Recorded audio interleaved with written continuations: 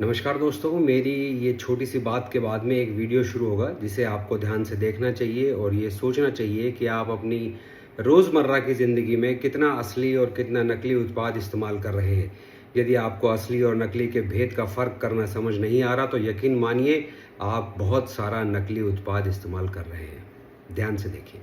जिस टूथपेस्ट से आप अपने बच्चे को ब्रश कराते हैं, क्या वो वाकई टूथपेस्ट है?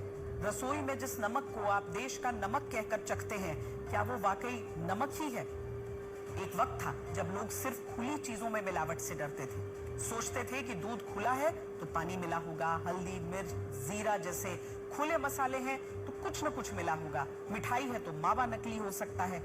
इस वजह से लोगों ने ब्रांड्स का रुख किया ताकि उनके साथ एक जिम्मेदारी और एक भरोसा जुड़ा रहे। चमचमाते रैपर्स, बड़े बड़े विज्ञापन और भरोसे का वो नाम जिसके लिए हम अपनी जेब से और महंगी कीमत चुकाते हैं। लेकिन आज वो भरोसा भी टूट चुका है, क्योंकि देश में मिलावट का नहीं, ब्रांडेड धोखे का दौर चल रहा है, जहां सिर्फ मिलावट नहीं हो रही बल्कि नामी कंपनी की पैकिंग में नकली माल की बिक्री हो रही है। कुछ हाल की घटनाएं आपको बताते हैं, जब नाम और पैकिंग तो नामी कंपनी की थी, लेकिन बस माल नकली था। शुरुआत करते हैं सबसे सस्ते और सबसे जरूरी स्वाद नमक से। पुणे में पुलिस ने जब छापा मारा तो हैरान रह गई। देश के एक भरोसेमंद ब्रांड के पैकेट में नकली और घटिया नमक धड़ल्ले से पैक हो रहा था। रैपर वही, फॉन्ट यानी लिखने का तरीका वही, चमक वही, लेकिन अंदर जो भी भरा था वो कम से कम टाटा का नमक नहीं था। पुलिस ने भारी मात्रा में नमक, पैकिंग सामग्री, मशीनें बरामद की। ये गोदाम एक बड़े बिजनेसमैन का था और तमाम इलाकों में इस नमक की सप्लाई हो रही थी।